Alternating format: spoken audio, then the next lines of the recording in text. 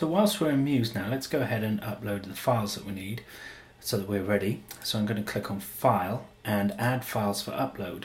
I'm then going to navigate through to the BC package, go to Files to Upload, select all of them, click Open, and that's it. Now if we go to our Assets panel here, we'll see that those have now been added. So we have our arrows here, and we also have this, here we go, BC latest blog articles.tpl. There's no modifications needed on that, you just need to upload it. So we're going to go ahead and publish that, and then we'll add the widget. Now in fact actually we'll add the widget and publish it all together. That seems like a more sensible option. So let's go ahead and do that. Let me just resize this a minute so we've got more. There we go.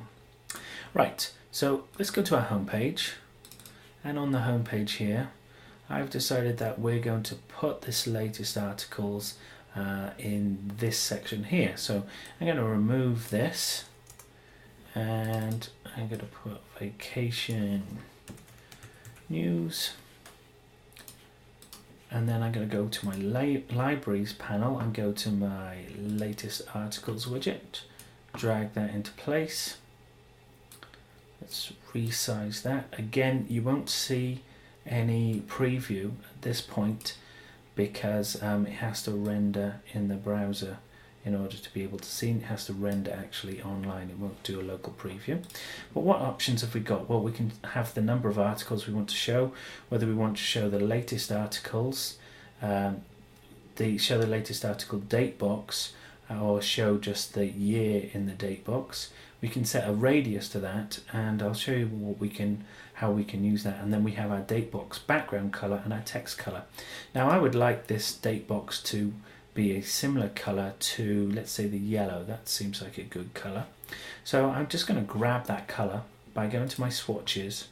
I'm going to right click and go to swatch options, and I'm going to grab this color so that I know it's consistent. Click cancel, and then open the widget up and just change the color background there. I'll leave it at 2 articles, and now we've put that in place. We need to publish the site, and it's going to also upload those files, and then we can take another look. So I'm going to go ahead and publish and see you on the other side of publishing. So the site's now published, and if we take a look, here we go. I've also gone in and added a second article. But here we have our vacation news, and we have our date here, which is nicely set out, matching colors. Everything looks great. If we go through to the blog post itself, because we uploaded the arrows, we can see the arrows sitting here nice and neatly on the page here, and we could change those styles in the settings there. And the entire blog system is working nicely for us now.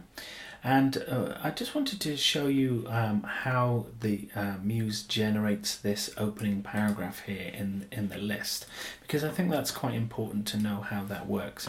So if we go to, I'm going to go back to Muse here and click on Manage. And then if I go to my modules and blogs, I can see these 2 articles here, and we can see that I've added some tags to this one as well. But if we take a look at the HTML here, we can see that it's separated by paragraph tags.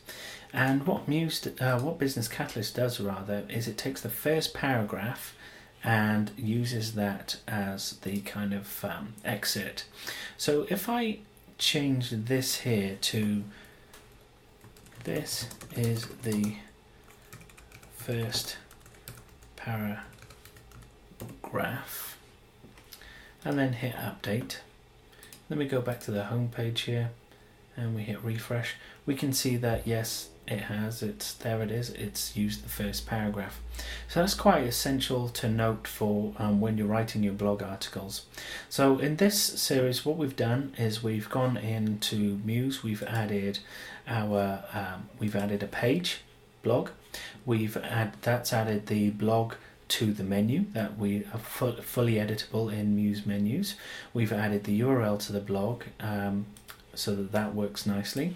We've then uploaded the page with the blog enabler widget on it. Once we did that, we had the site here looking like this. We had our blog layout. We uploaded the files for upload so that we had these nice arrows sitting next to our blog items, and then we added the latest articles widget, and remember the TPL file that we uploaded, and we've done it in very short space of time.